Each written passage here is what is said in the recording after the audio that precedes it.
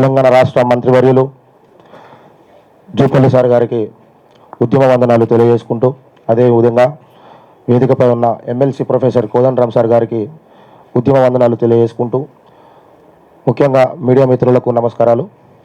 ఈరోజు డిసెంబర్ 3వ తారీఖు మలిదశ ఉద్యమం ఒక ఉర్వెత్తున కారణం మన శ్రీకాంతాచారి. ఆయనని ఈరోజు గుర్తు చేసుకుంటూ మనము డిసెంబర్ 3వ తారీఖు ఒక యూత్ డిమాండ్స్ డేగా ప్రకటించాల్సిందిగా మనం ఒక అంశం పెట్టుకోవడం జరిగింది. యూత్ డేగా ప్రకటించాల్సిందిగా మనము ఒక కార్యాచరణ రూపొందించుకోవడం జరిగింది. దాంట్లో భాగంగా రాష్ట్రంలో ఉన్న యావత్ నిరుద్యోగ యువత విద్యార్థి సమస్యలపై గత 6-7 ఏళ్లుగా తెలంగాణ జనసమితి పార్టీ అనేక పోరాటాలు చేసి బీఆర్ఎస్ పార్టీ పైన అనేక గెలుపులు కూడా మనం గెలిచిన సందర్భాలు ఉన్నాయి.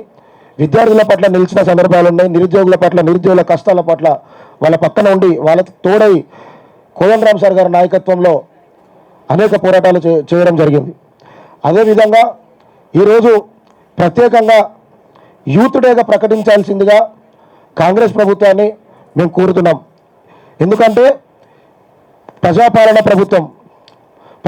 ప్రభుత్వం కులమత భేదాలు లేకుండా ఐక్యంగా ప్రతి ఒక్కరూ పోరాడితే వచ్చిన ప్రభుత్వం. కాబట్టి మేము కొన్ని అంశాలను కూడా మీ దృష్టికి తీసుకొస్తున్నాం సార్. ఈ యొక్క నోట్ ద్వారా దయచేసి, ఇది చాలా ఇంపార్టెంట్ నోటు. ఈరోజు కులమతాలకు, ఆర్థిక హోదాలకు, సామాజిక స్థితికి అతీతంగా పాలనలో భాగస్వామ్యం పైసలలో వాటా అందరికీ సమానంగా అందించాలని లక్ష్యంగా ఆంధ్ర వలస దోపిడీ పాలనకు వ్యతిరేకంగా పోరాడి తెలంగాణ రాష్ట్రాన్ని మనం సాధించుకున్నాం. ప్రపంచాన్ని నివ్వెరపోయే విధంగా సాగిన తెలంగాణ ఉద్యమ పోరాటాలతో యువతి యువకులకు బలిదానాలు పునాదాల మీద ఏర్పడిన ప్రత్యేక రాష్ట్రంలో గత 10 ఏళ్ల బీఆర్ఎస్ పాలనలో అమరుల ఆశయాలు, ఉద్యమ ఆకాంక్షలు నెరవేరకపోగా ప్రజాస్వామ్య విలువలు, ఆత్మగౌరవం అడ్డుకుంటే పోయాయి. ఉద్యోగం, ఉపాధి అనేది ఆర్థిక అంశం కాదు. ఆకలి, ఆత్మగౌరవం సమస్య. రాష్ట్ర ఏర్పాటు జరిగి 10 ఏళ్లు పూర్తయిన యువతకు ఉద్యోగం, ఉపాధి లభించలేదు. గత ప్రభుత్వం ఆ దిశగా ఆలోచన చేయలేదు. ఉద్యోగ నోటిఫికేషన్ల కోసం గత 10 ఏళ్లు నిరుద్యోగులు గలమెత్తారు. జాబ్ క్యాలెండర్ కోసం రోడెక్కారు.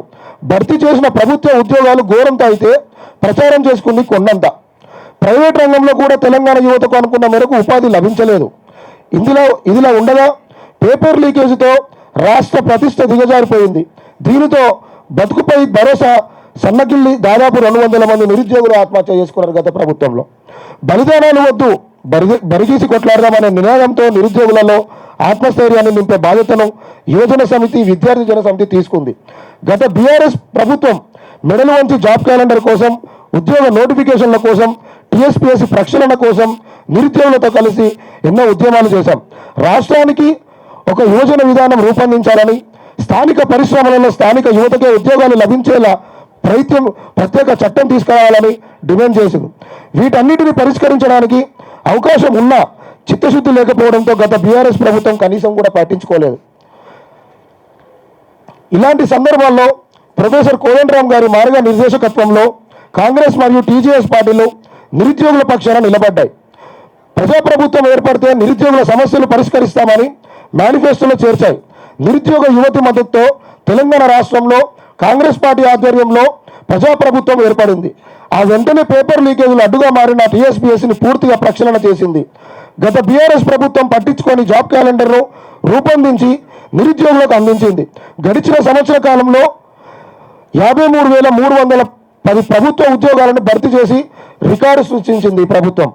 అదేవిధంగా ఉద్యోగ నియామకాలను నిరుద్యోగుల కళల పండుగలా మార్చింది. రంగారెడ్డి జిల్లాలో 150 ఎకరాల విస్తీర్ణలో 100 కోట్ల నిధులతో యంగ్ ఇండియా స్కిల్ యూనివర్సిటీ ఏర్పాటు చేసింది. రాష్ట్రంలో 65 ఐటీఐ కాలేజీలను ఆధునిక సాంకేతికంగా కేంద్రాలుగా మార్చడానికి ప్రణాళికను ప్రారంభించింది. కులమత భేదాలు లేని భావి తెలంగాణ పౌరులు తీర్చిదిద్దడానికి ఇంటిగ్రేటెడ్ స్కూల్ క్యాంపస్లను పునాదులను వేసింది. 14 ఏళ్లుగా పెంచని సంక్షేమ హాస్టళ్ల ఫీజులు, విద్యార్థుల మెస్ బిల్లులను, కాస్మెటిక్ ఛార్జీలను పెంచి విద్యార్థులకు ఒక భరోసా కల్పించింది. రాష్ట్ర చరిత్రలోనే విద్యారంగాన్ని పూర్తిగా ప్రక్షాళన చేయడానికి విద్యా కమిషన్ ఏర్పాటు చేయడం జరిగింది. గత బీఆర్ఎస్ ప్రభుత్వం అమరుల స్ఫూర్తిని మరిచి పరిపాలన కొనసాగించింది. గత 4 సంవత్సరాలుగా మలిదశ తెలంగాణ పోరాట నిప్పుకనిక కాసోజు శ్రీకాంతచారి వర్ధంతి రోజు డిసెంబర్ 3న తెలంగాణ యూత్ డేగా నిర్వహిస్తూ నిరుద్యోగ యువత సమస్యలను ప్రభుత్వ దృష్టికి తెస్తున్నాం. ఈ చారిత్రాత్మక సందర్భంలో నిరుద్యోగ యువత ఆకాంక్షలను నెరవేరుస్తున్న ప్రజాప్రభుత్వానికి మా యొక్క కృతజ్ఞతలు తెలియజేస్తున్నాం.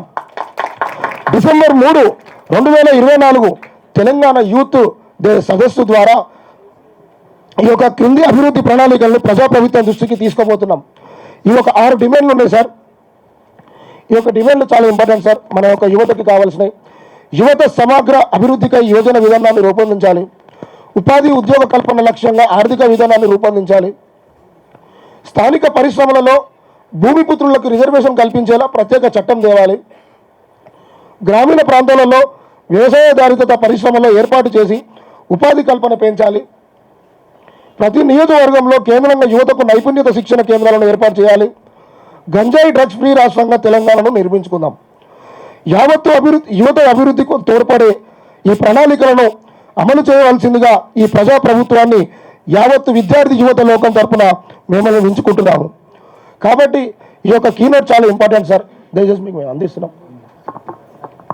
ఈ యొక్క కీనోట్ మీరు పరిశీలించి ఈ యొక్క కీనోట్లో ఉన్న అంశాలను పూర్తిగా మీరు చూస్తారని చెప్పేసి కూడా మేము తెలంగాణ జనసమితి పార్టీ విద్యార్థి విభాగం యోజన విభాగం తరపున కోరుకుంటూ ఈ యొక్క అవకాశం ఇచ్చిన పెద్దలందరికీ కూడా సెలవు తీసుకుంటున్నాం.